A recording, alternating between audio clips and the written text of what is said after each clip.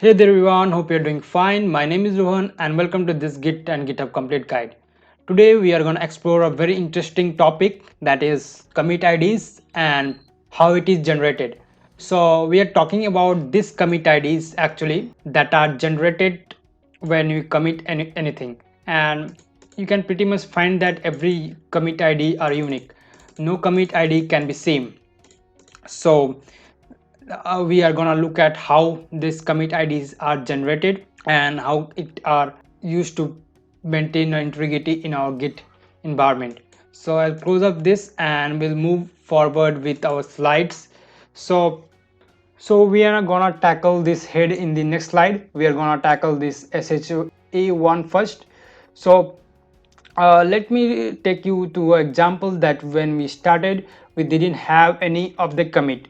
So consider that we have a zero commit id or nil commit id when we are starting. So when we do the first commit, actually when starting with the folder we add with commit. So when we commit the staging area file to the local repository, there are various data passed to this SHA1 algorithm. It is basically an algorithm, and how it works we'll be seeing in the next slide. So this is basically a cryptographic topic, so we won't be covering everything about it. Just to know that this is an algorithm and it is used to generate a 40 character long string that is unique and that is known as commit IDs. So what it does is that it takes a previous commit ID that is known as parent basically. So it takes very much of the data from our folder structure, and the author name will be saying next, and it generates a unique commit ID. So this is known as a snapshot. So this particular thing is known as snapshot. So whenever you like, you can come to this snapshot. So basically this is a mistake typo out here. This will be 2 and this will be 3. So this snapshot is a particular click of your system, and whenever you like you can visit this snapshot. This snapshot use us to trace back to our particular files. If anything goes wrong in the future, we can always trace back to these files. So moving further, we have a commit in our system. So we have one commit and this is known as snapshot 1.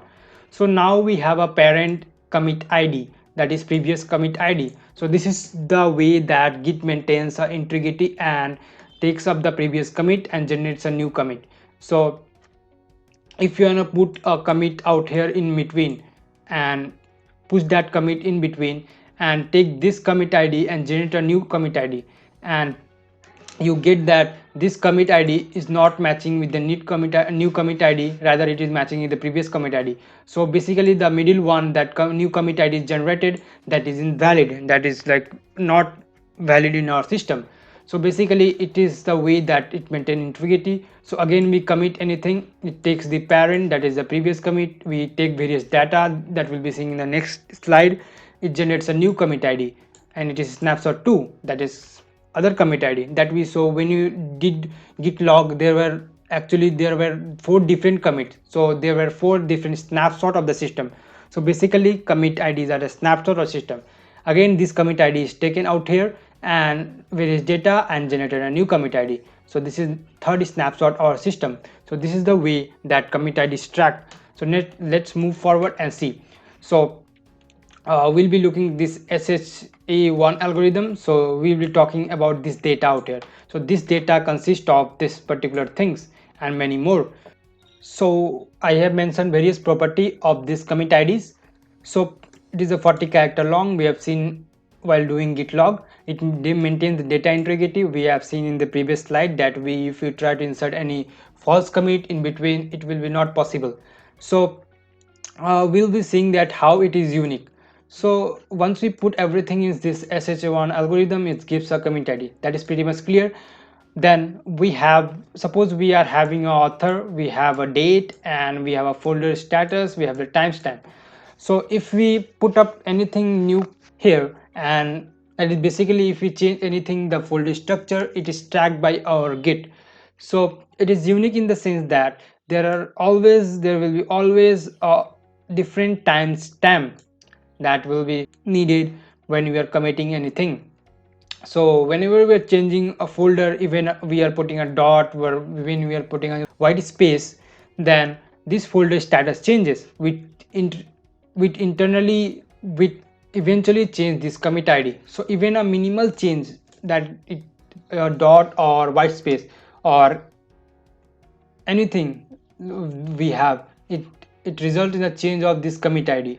Even we have everything same, suppose we have folder structure same, we have folder status same, we have folder date and author name is pretty much same, but we can't have a same timestamp because this timestamp is a global timestamp and it changes in a level of microsecond or nanoseconds. So it is very difficult to generate a same commit id. Even we have many things same, suppose this and this timestamp won't be same.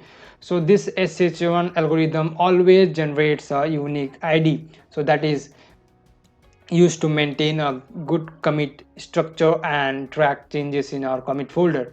So we have explored our SHA-1 algorithm. We need to explore this head now. So for this head I have kept the ppt blank. We'll be seeing this now. So this head is the simple definition of a leader, or as it is named head, it is a head. It always be in front of a line. So imagine that you have a commit id, you are working on an app or website or anything, you make one feature, then again you commit, that it is initial commit, you add one more feature, you make an initial commit, a second commit, you again add feature and so on.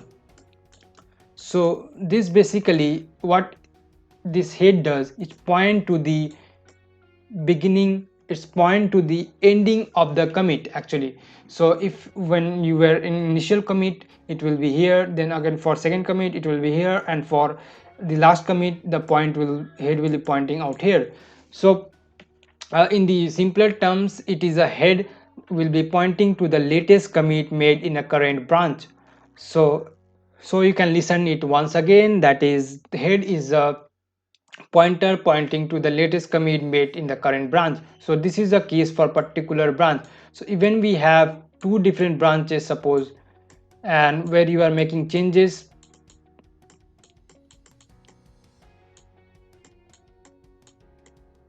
and this is the thing that is going up out there. So for this branch the head will be pointing out here, and for this branch the head will be pointing out here. So even we have the case like a branch have more commits, suppose this is the case that happens always. So that this head will be pointing now here. Even we have in the other branch the head is pointing to the other commit IDs, that is lower commit IDs. We have more to commits out in this branch and we have less to commit in this branch. It will always point to the latest commit in the current branch. So at an instant you can work only in one branch. Suppose I am in master branch that we talked about, we'll be coming to this concept again, we learn branching. So when you are a master branch, we looked at the head was pointing to the latest commit, so it will be pointing always to the latest commit. So I hope this head is clear to you. If not, we always be exploring this head in the further coming videos in the branching section as well.